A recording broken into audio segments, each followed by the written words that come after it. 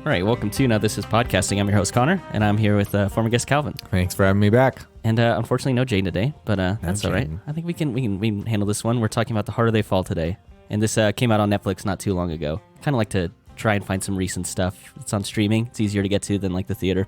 Yeah, it's how I stay updated with the world. You tell me movies that are coming out. I did. I was like, hey, do you want to watch this one? It just came out. I was like, yeah. You mentioned the title, and I was like, well, you didn't even say that it had just come out. You're just like, yeah, The Harder They Fall. Like, it should be something I know.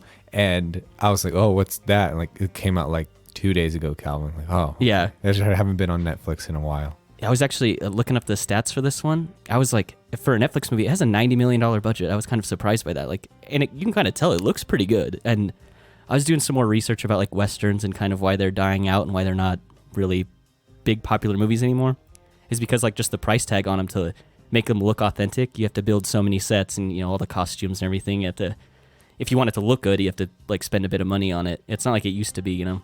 Yeah. And so if you track how the history of the Western, I want to say it started dying out in, I think the heyday was the 50s, and it tracks a lot with musicals as well, because the entire film landscape kind of changes around there about what we're really looking for. We have the big tent poles, we have Spielberg's, we have these we have like the more intimate dramas, like you think of like your Shawshank, your Good Will Hunting, those type of movies. Those are really what took over as blockbusters or like the big thing.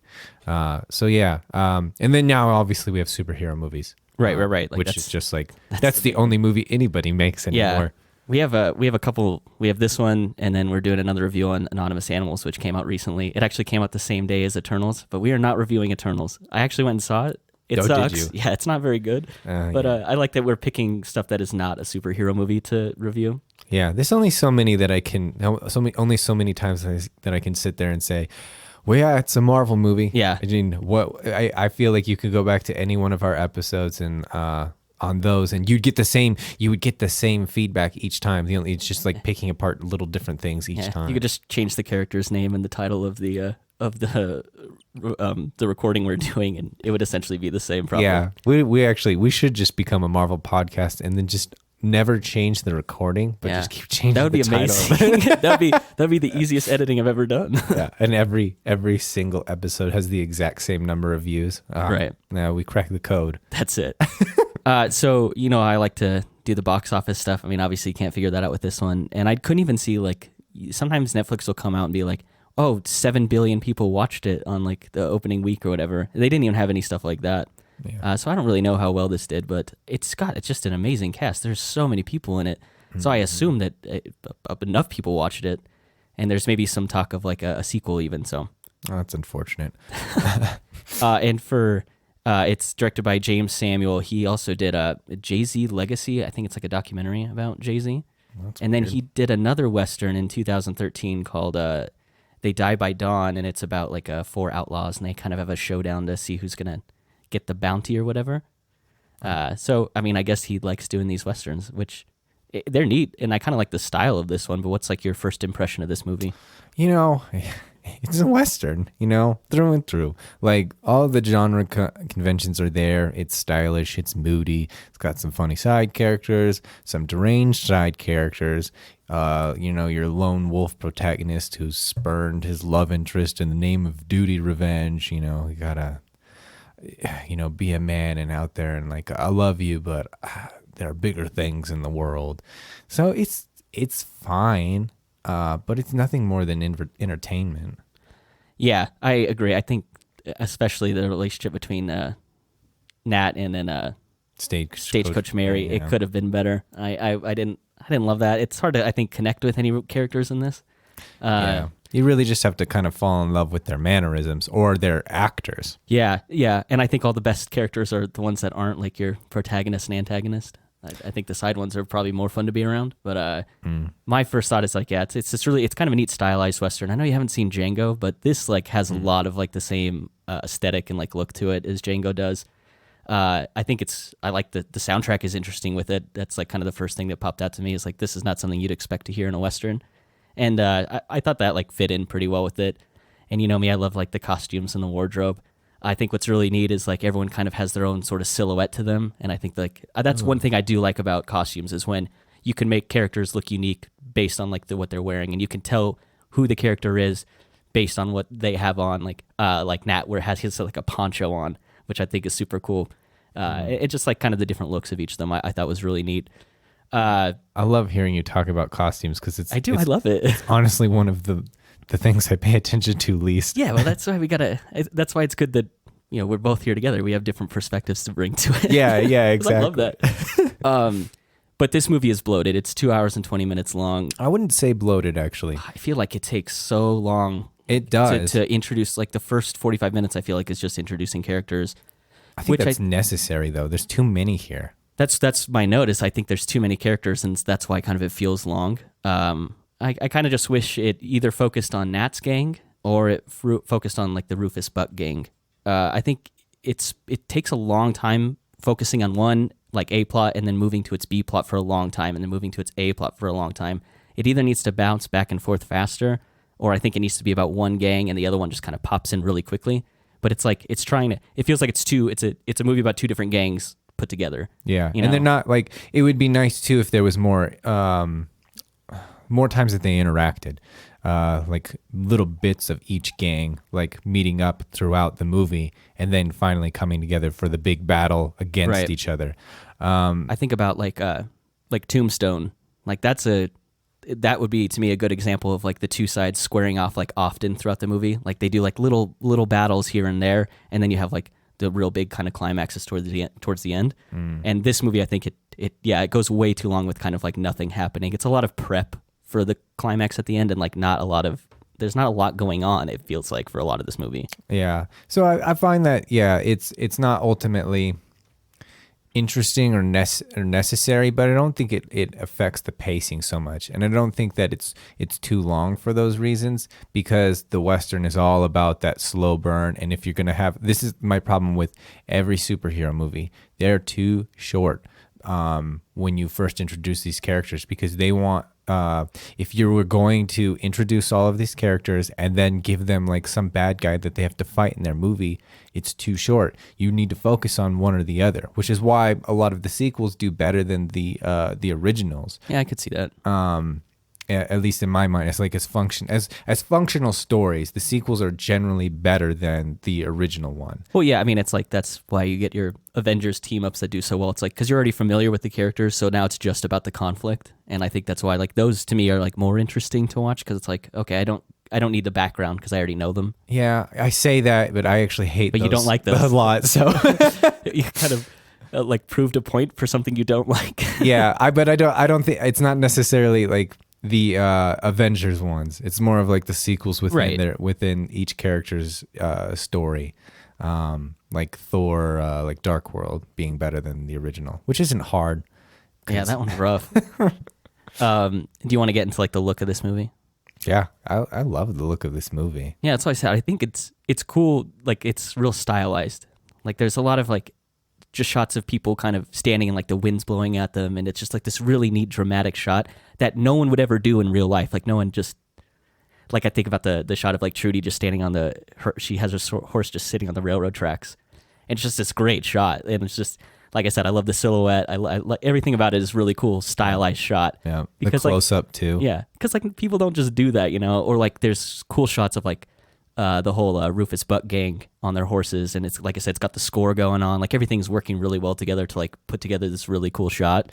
And like when they're like rolling into like Redwood, and like all the horses kind of like come into the frame, and then the beat starts and they all start walking forward, and it's kind of cool because the horses are swaying and it looks like they're almost like in time with the music. It's a great shot, and it's like stylized, and it's really cool because like people don't like roll up into town like that, I don't think.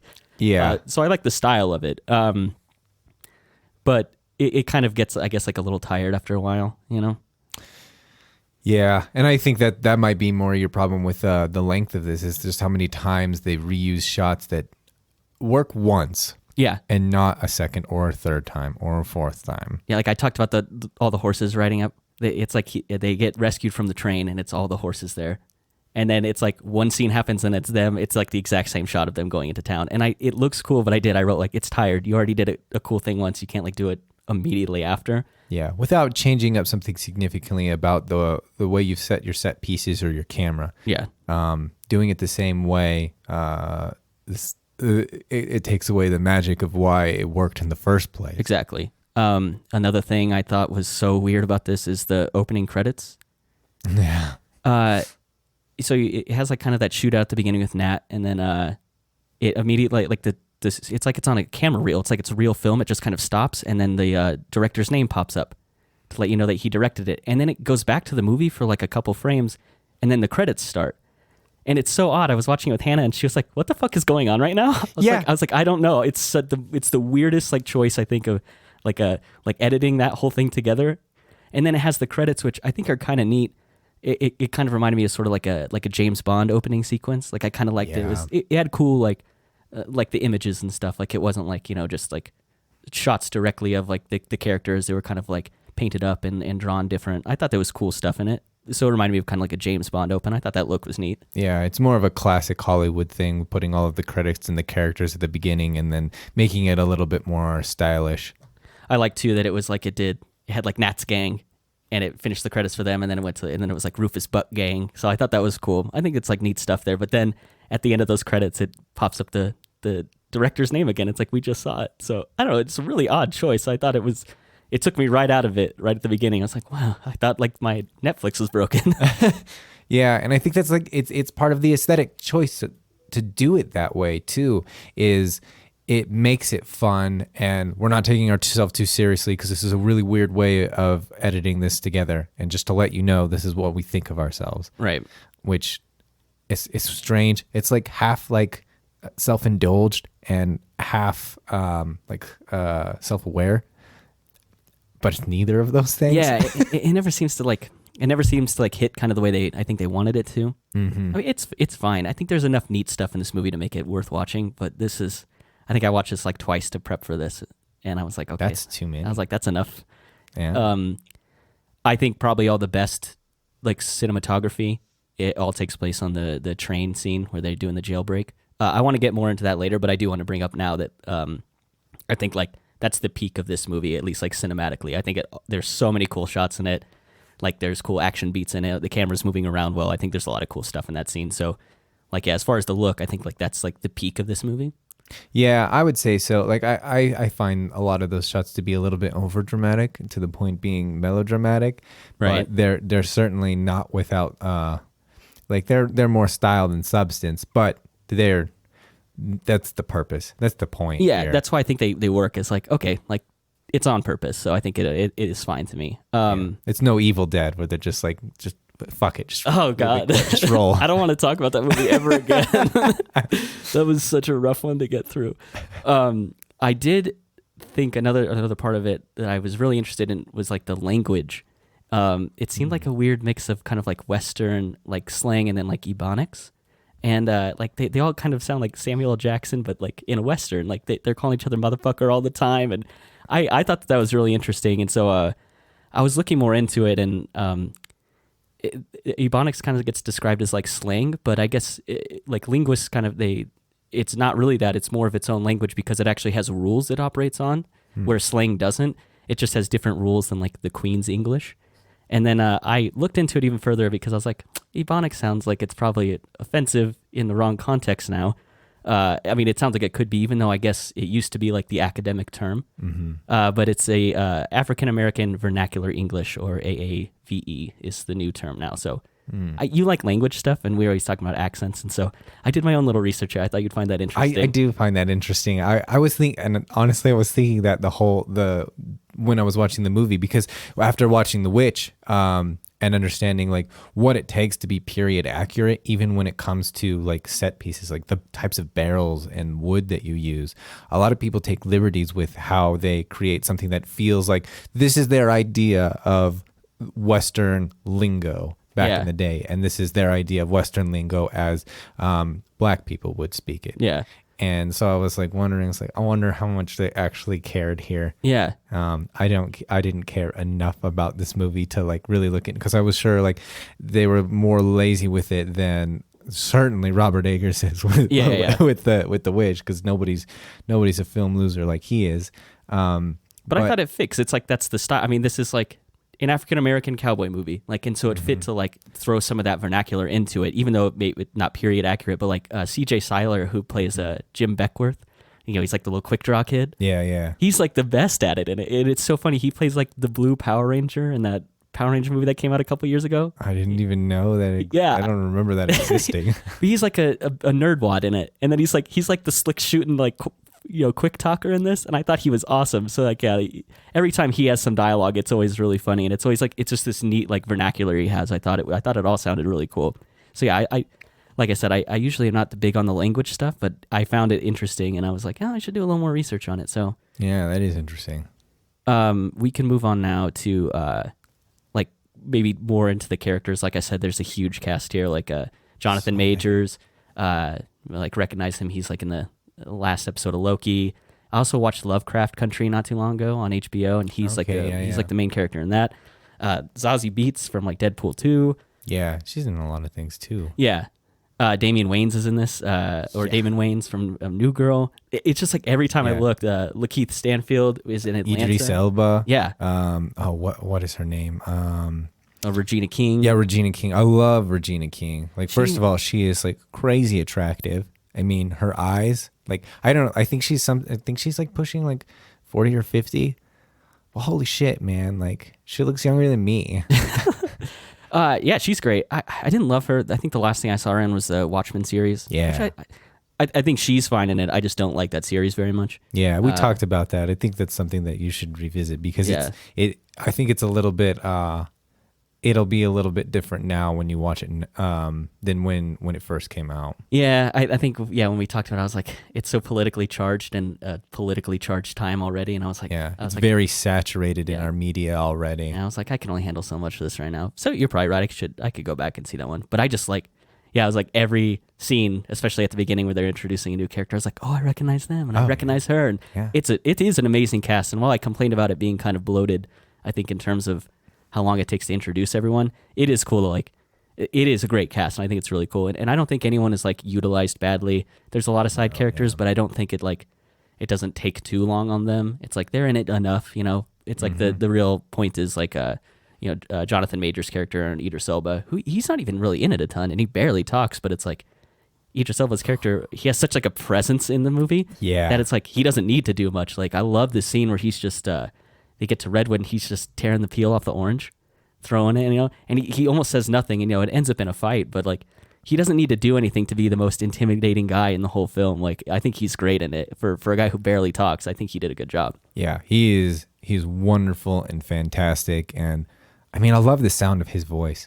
The sound of his voice is perfectly cast for that character too. I mean, what character is he not cast as where his voice isn't perfect? Yeah, but it's a kind of a good thing Jaden isn't here because he doesn't like Idris Elba. Yeah, I know. It's kind of like excited. Like we don't have to bring a gawk about Idris Elba and his James 2 episodes of The Office that somehow define. I forgot that's the reason that like defines him as an actor to Jaden. Like that's all he is. His 2 episodes that he's in that show. But no, like he's great. I like him in pretty much everything he's in, especially The Office. So, and then I was talking about R.J. Seiler, who's in the Power Rangers movie. He was the only one I actually had to like look up. Who was like, man, I know him from something. I just can't remember. Oh yeah, that super forgettable Power Rangers movie. That's so funny. I think he's also the cupbearer in Mother. Really? I'm pretty sure he is. Wow. Because when I was watching that, I guess we have a podcast coming out about Mother here. We're gonna talk at length about one of the best movies ever made. Oh, God. Mother.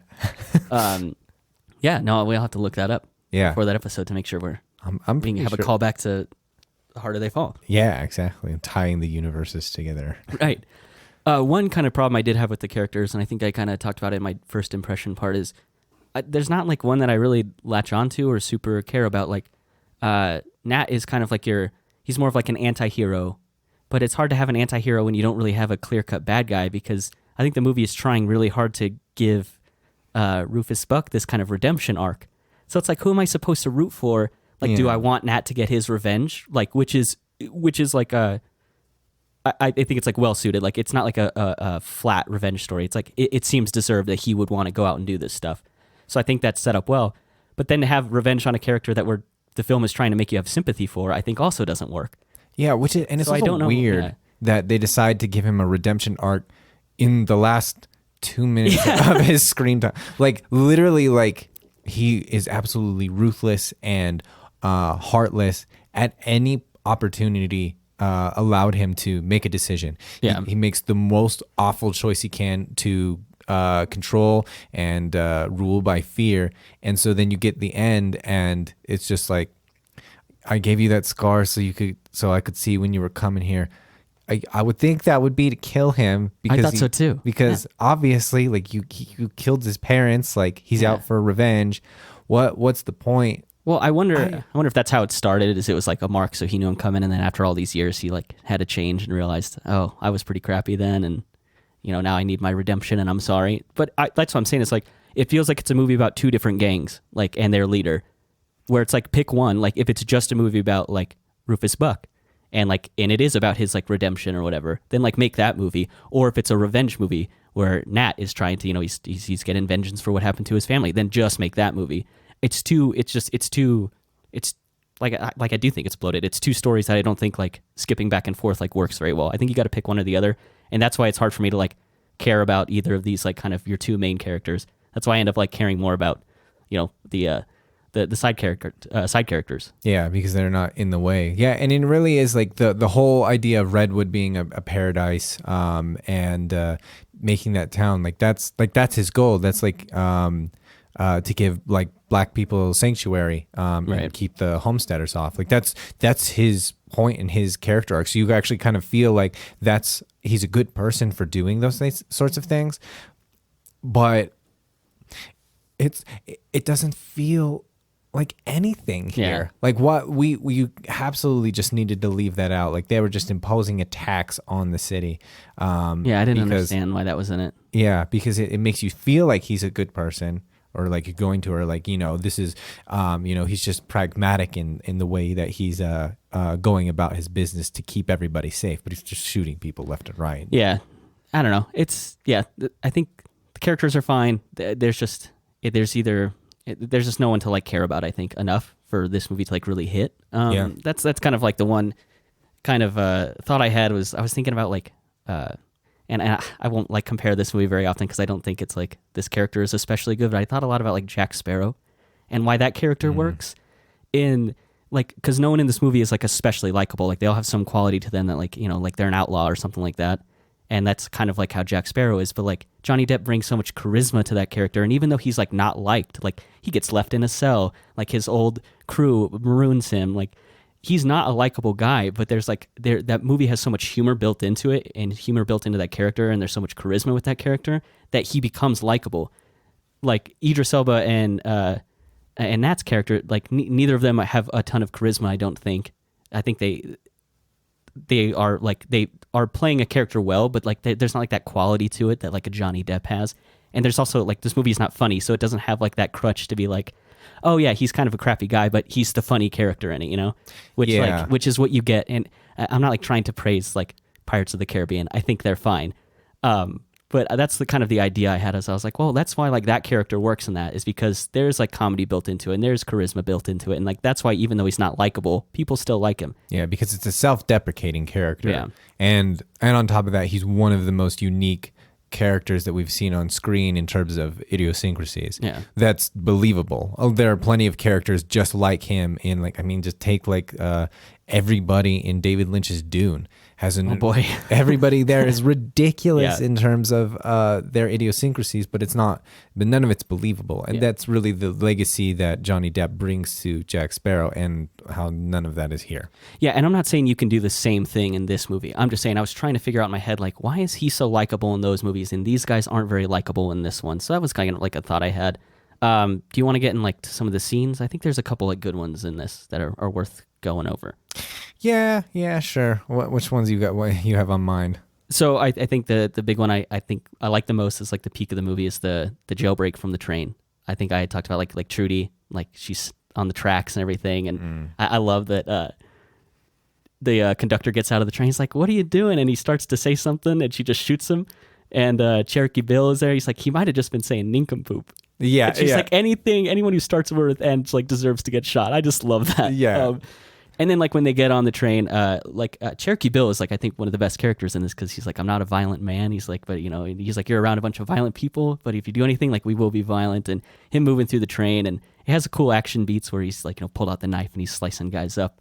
Yeah. So like, and then I think one of my favorite shots of the whole movie is when they get into like the second car, and there's like that one Union soldier like guarding the back of it, the kid. Mm-hmm. And they're like, if you don't let us through, everyone on the train dies. And Cherokee Bill's he's in the forefront of the frame, and you see all the arms shoot out behind him with the guns. It's a really neat, like cinematically, I think it looks really cool. I'm trying to think of what that is. You know what I'm talking about, like the those Indian dances. Yeah. Have like That's one, exactly what I thought of. It's like a line, and they're all like, yeah. So to me, it's goofy. Oh, really? I think like cinematically it totally works. Like that, the reason that sequence works so well to me is like that's the movie using like its style, like to its peak. Like that's the best part of it because I do like it's not trying to be like serious all the time. It's got cool like choreographed movements in it.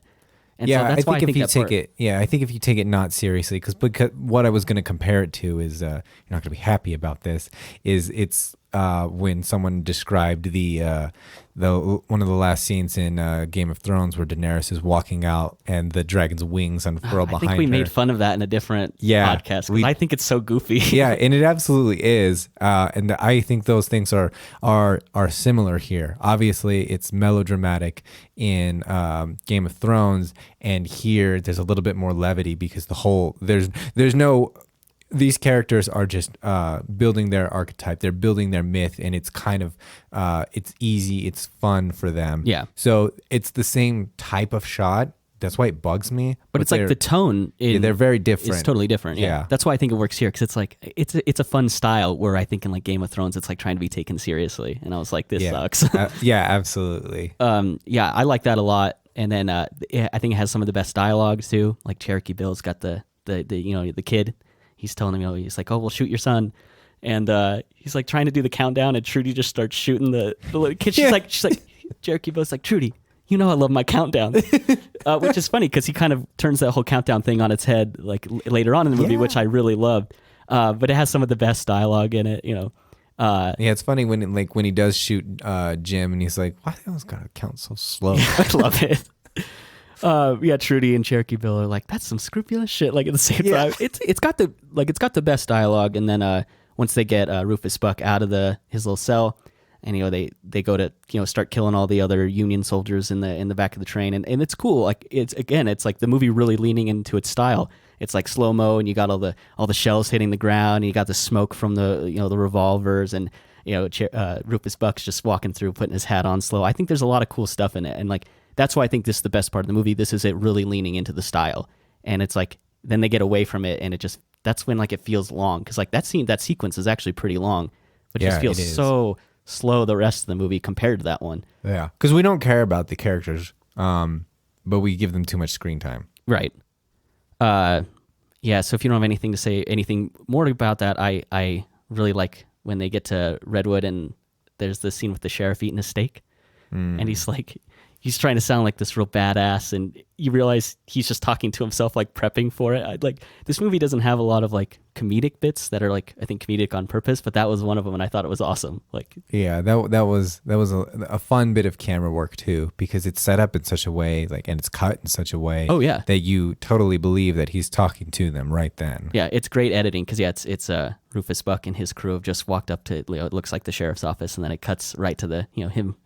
Fork and knife on the steak, and it's edited perfectly. And then like to have it kind of gets cut out, like the feet get cut out from that scene when it's like it turns out to be kind of comedic. I thought it was really good. And then I think the only other like kind of thing worth talking about is the final shootout. Yeah, which I honestly just hate. Yeah, it also bums me out when like I know you have to have a climax in your movie, but it feels like contrived. You know how they got there? They're like, oh, we stole money. Oh, I need the money back, and it's like, oh, we're gonna double cross you with the money. Yeah, well, like, what was the point? None of it ever made any sense because they could have just walked in They could have walked in with nothing. Yeah, and because they were going to blow it up anyways. I think we had talked about this, before you recorded, and it was like the whole kind of. Well, I think one of the tension points of that is supposed to be that the Rufus's gang has Stagecoach Mary, because she just walks up to Redwood and she's like, oh, like let me take over the saloon. because like I'm a successful businesswoman. And they're like, yeah, we know you're going to double cross us. Like, we're just going to capture you now. It's like, why put this scene in the movie? Like, because she ends up escaping like immediately when the shootout starts. So like, there is no tension there anymore. So she could have just been a part of the gang the whole time. Like, she didn't need to go. And then you get to cut out like 10 minutes of the movie, which would have been nice. I think you cut out more than 10 minutes because you also cut out the whole going to the bank in the White Town. Right. And then you cut out so much. Yeah. And like Trudy and Stagecoach Mary have like a like a conversation together. You can get rid of that. I'm just saying, like, you can get rid of Nat's torture scene. Right. You're cutting like 25 minutes of this movie. The shootout, it, like I was talking about in the train scene, it's like that had so much style, and it felt like that was something that kind of made the movie feel unique. And then this is just like kind of shootout.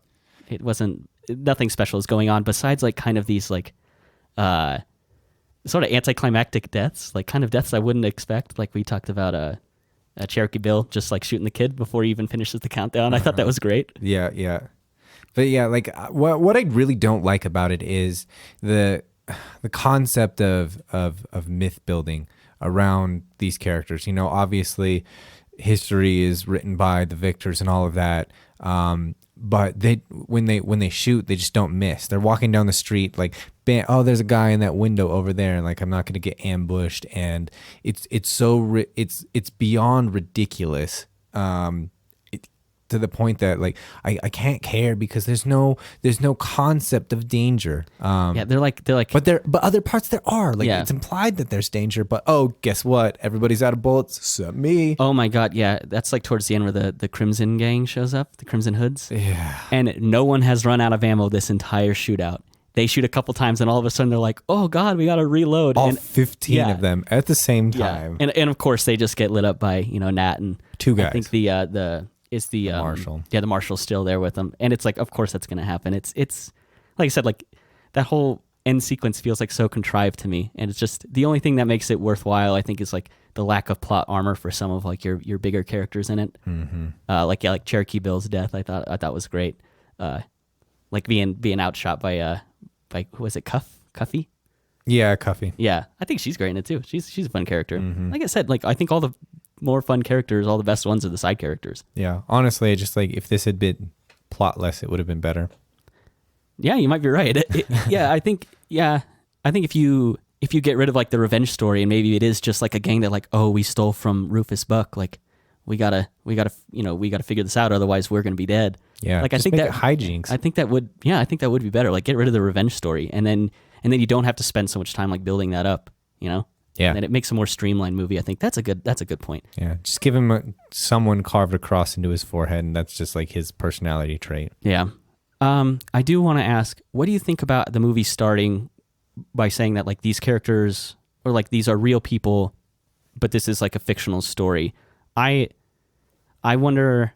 I don't know if it makes me feel any better one way or the other. Like, it's saying they were real, and from what I understand, like maybe not all of them were real. I know like Cherokee Bill was real, and Rufus Buck and Trudy were real, and Stagecoach Mary were real people. Yeah, and so was Nat Love. Okay, and so was Cuffy. Like Cathay Williams was a real person. Okay, I like read an article and it mentioned a couple of them. I didn't like fine tooth comb this one, but I wonder, it might have been to me like better to put that at the end, I guess. No, I think it's good at the beginning because I find it sad that it's necessary because a lot of it, like why some people didn't like Watchmen, is because it felt like it was like pandering. Like it was like woke media being like, look, there's black people who actually existed. Yeah. So it's kind of sad that we do need that. But I think what it establishes, like from the beginning, like this movie, like wasn't made for me. Like it wasn't made for you or I. And I thought that was so interesting because immediately after I thought that, like, is this the Hollywood experience, like the American movie experience for everyone who isn't white?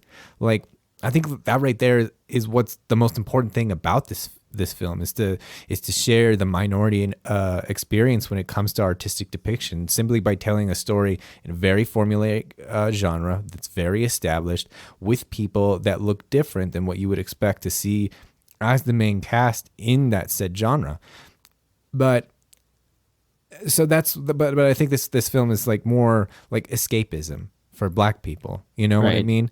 But so that's why I find this this interesting. It's not a good film. It's not boundary breaking. It's just like, let's like that's why this film is important, is because it still works the same way. Yeah. And it gives you that, like, this, it lets you watch a movie in someone else's shoes. For sure. Yeah. I mean, it's like, go back and look at any Western. It's like it's a white saturated genre. Like no doubt. I mean, there's, it's nice to see. I did see a tweet it was like more movies with black cowboys and less movies about slaves. And I like that idea a lot, because it's like the only way it seems you tell like the authentic like African American story is to make a movie like Selma or 13 Years a Slave or something like that, which are good movies. Like, don't get me wrong, and I think it's an important story.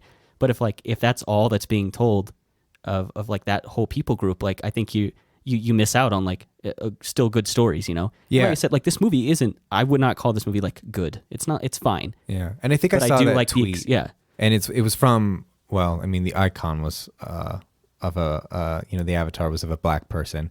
So I think that's like kind of what's in the same way, like they want just like, well, can't we just have stories that are fun for us? Yeah. Type thing, rather than just always like the cathartic oppression. Or like something like Get Out, like that movie did really well and a lot of people like it. I think it's okay. But that's another movie about like, it's kind of like about the struggle of African Americans and everything like that. And I do agree with that idea of like, maybe not every movie that is like African American centric needs to be about like a power struggle or something like that. It is cool to just see like, and there are elements of that in this movie.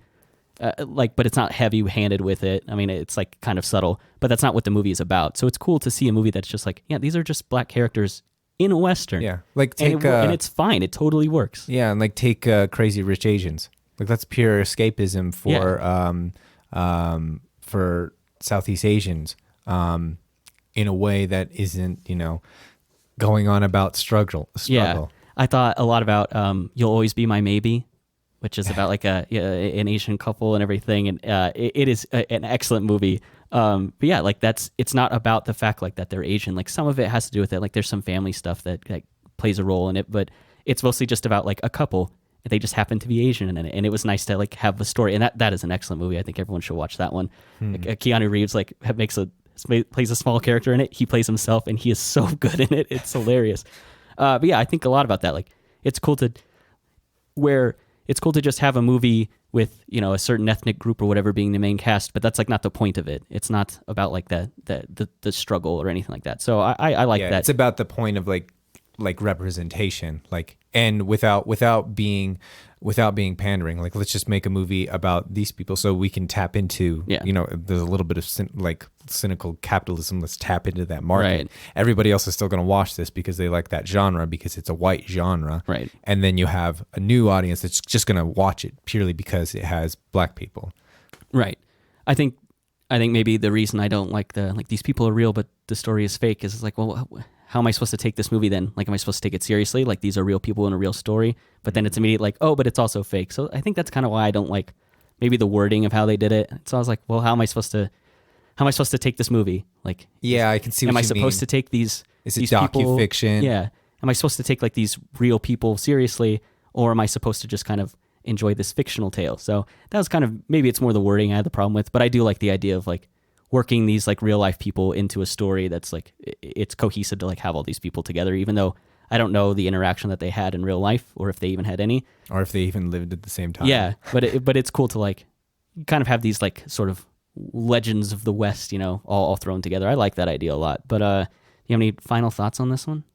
No, it's just not that deep of a movie. I feel like we talked more than I thought we were going to. Yeah, I think, like I said, I think some of the style, some of the performances are cool enough to talk about, but in the end, I would call this mostly just fine. Yeah, I will definitely forget about this by next month. I would say of the Netflix movies we've watched, which would be 2 now. Is it 2? I thought it was 3. What did we do? Sweet Girl. And we did The Witcher.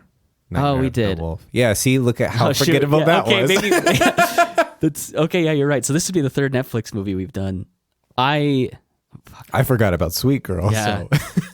I think at least cinematically, this is the best one. It's the best looking one. I think that's the one that they took the most seriously when they were going to produce it. And so I think for that, it's 2 hours. It's throw it on if you feel like it, but it's fine. It's background cinema. Yeah. It's like Yeah. that's a term I came across a couple weeks ago in an article. It's just like those types of movies, like when you have company over. Right, you're right. just gonna throw something on, like you that can sounds jump like, in. That sounds like such a diss. Like, Yeah. you're just background cinema. Yeah, but that's like what I think most like movies are. You know, like I can get like, okay, no, it was Red List. I read a review on that. Have you seen that? I haven't. Dwayne Johnson. Red Note. Red Note. Yeah, Okay. I just saw a trailer for it. Yeah. Yeah, I don't really care about that, which is why I didn't even get the name right. But but I read a review on that, and it was like Hollywood doesn't even seem to understand how to do action movies anymore because it's so boring. Yeah. And the reviewer referred to it as background cinema. Yeah. No, I think that probably makes sense. It almost seems like if you just put big enough names in the movie, it's like it doesn't matter what the content is. It's like, Ryan Reynolds, Dwayne The Rock Johnson, Gal Gadot, like, and he was literally like, hit. yeah, and he was literally complaining. It's like, yeah, Ryan Reynolds is playing, he became Deadpool because of all of his other small roles, but now it's always compared to Deadpool. It's like, yeah, here you have just another wisecracking Deadpool, Ryan Reynolds. Yeah. And that's not a movie. Like, that's just a formula. Yeah, I tend to agree. I don't think I'm going to be watching that one. At least I don't think we'll do like a review on it. I would hope not. But yeah, no, I thought this movie was fine. How do we want to rate this? How about a countdown? Oh yeah. How long do we count this down until we get shot? All right. 10, 9, 8, 7, 6, 5, 4. Okay, there we go. Okay. I think I'd probably give it a 4. Yeah, I think I'd probably go like 3 because I think this is boring. I just think it's a really boring movie. Yeah. But I think it has like enough bright spots on it. So I think maybe it's well done. Yeah. So that's why I give it 4. Yeah. I just think it feels flat. For as cool as it looks, it seems to be flat. Yeah. Yeah. Okay. So with that, you've been listening to Now This Is Podcasting. We're now available on pretty much any platform you can find a podcast on. That's like Spotify, Apple Podcasts, Audible, iHeartRadio, like everywhere now. So gosh, yeah, we've been doing so much work behind the scenes, and I came here this week. I'm like, I don't know if I finished Black Swan. Oh no, I was glad to finally get some of that stuff done. And if you want to contact us, you can email us at nowthisispodcasting100@gmail.com. We also have a comment section. We upload all these to YouTube. We check those frequently because we don't have a lot of engagement, so we look for those people. Right, but if you do leave a comment, we have a couple podcasts coming out that were just suggestions that we got from like YouTube comments. Yeah, so, we're gonna do Incendies coming up. Yeah, I'm looking forward to that one. So yeah, leave a comment, and we'll more than likely I'm the one who kind of manages that. I comment back to like everyone who leaves a comment. So yeah, I always get on there like, 6 comments, 3 of them are you. Yeah, it's fun though. But yeah, so go ahead and thank you for joining us, and this is Now This Is Podcasting.